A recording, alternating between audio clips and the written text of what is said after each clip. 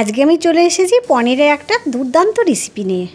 এটা একদমই অন্যরকমভাবে একটু করার চেষ্টা করেছি। নমস্কার, আমি কবিতা, মমস কুইজিনে তোমাদের সবাইকে স্বাগত। চলো তাহলে রান্নাটা শুরু করি। তার জন্য প্রথমে কড়াই বসিয়ে দিয়েছি। কড়াইতে দিয়ে দিচ্ছি সর্ষের তেল। এখানে 2 থেকে 3 চামচের মতো সর্ষের তেল নিয়ে নিলাম। তেলটা গরম হয়ে যাওয়ার পরে এখানে দেখো এক এক করে পনিরের টুকরোগুলো এখানে দিয়ে দিচ্ছি। পনিরগুলোকে আমি একটু মিডিয়াম সাইজে কেটে নিয়েছি, খুব বেশি ছোট করিনি। 250 গ্রাম মতো পনির নিয়ে নিয়েছি।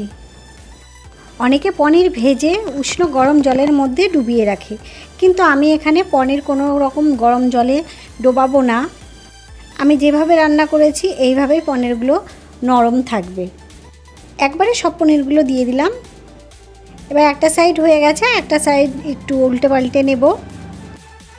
খুব বেশি লাল করে কিন্তু ভাজবো না, হালকা লাল করে ভেজে নেব, তাহলে কিন্তু পনির শক্ত হয়ে যাবে। এখানে হালকা লাল হয়ে গেছে, দেখতেই পাচ্ছ। এই অবস্থাতে কিন্তু পনিরগুলোকে তুলে নিতে হবে।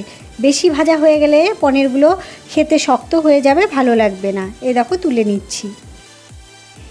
এবার কড়াইতে যে তেলটা আছে সেই তেলের মধ্যেই দিয়ে দেব তেজপাতা। তেজপাতা দেওয়ার সঙ্গে সঙ্গে দিয়ে দেব গোটা গরম মশলা, আর ছিল গোটা জিরে, আর দিয়ে দিলাম অল্প একটু হিং।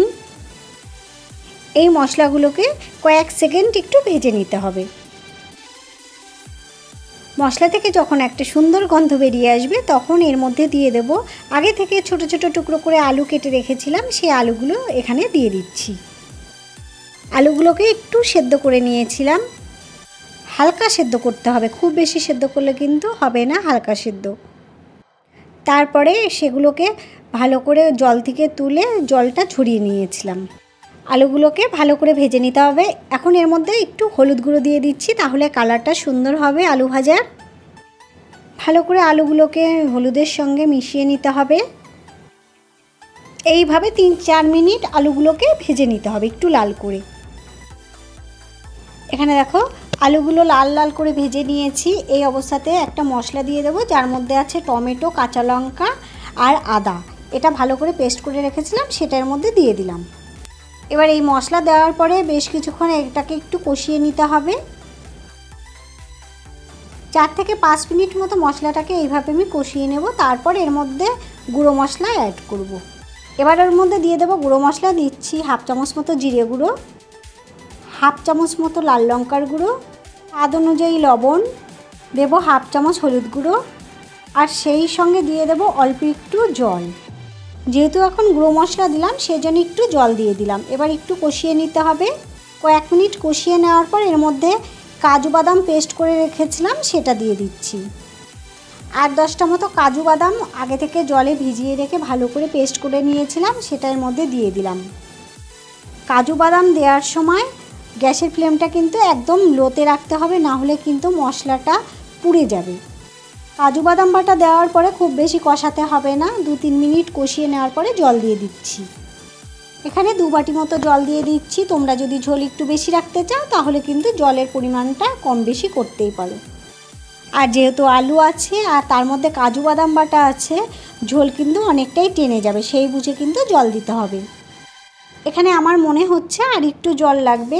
আমি এখানে আরও 1/2 বাটি মতো জল দিয়ে দিচ্ছি। পরে তা না হলে কিন্তু এটা একদম শুকনো শুকনো হয়ে যাবে আর খেতেও ভালো লাগবে না। আর আলুগুলো কষাতে কষাতে অনেকটাই সেদ্ধ হয়ে গেছে। এবার ভালো করে নাড়াচাড়া করে নেওয়ার পরে ঢাকা দিয়ে দিচ্ছি 7 মিনিটের জন্য। 7 মিনিট হয়ে গেছে, এখন ঢাকাটা খুলে নিচ্ছি। একটু ভালো করে নাড়াচাড়া করে নিতে হবে। এবার দেখো এর মধ্যে দিয়ে দিচ্ছি ভেজে রাখা পনিরের টুকরোগুলো। পনির দেওয়ার পরে আবারও কিন্তু এগুলোকে বেশ কিছুক্ষণ ফুটিয়ে নিতে হবে।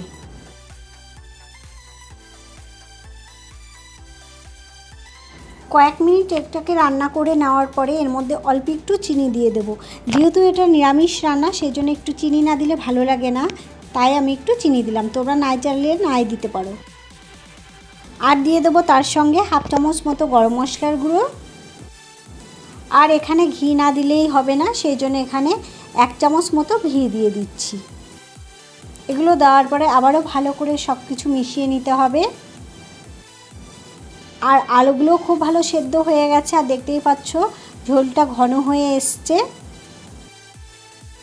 আমার এই রান্নাটি যদি তোমাদের ভালো লাগে তাহলে অবশ্যই লাইক ও কমেন্ট করো, আর যদি নতুন বন্ধু হয়ে থাকো তাহলে অবশ্যই চ্যানেলটিকে সাবস্ক্রাইব করো।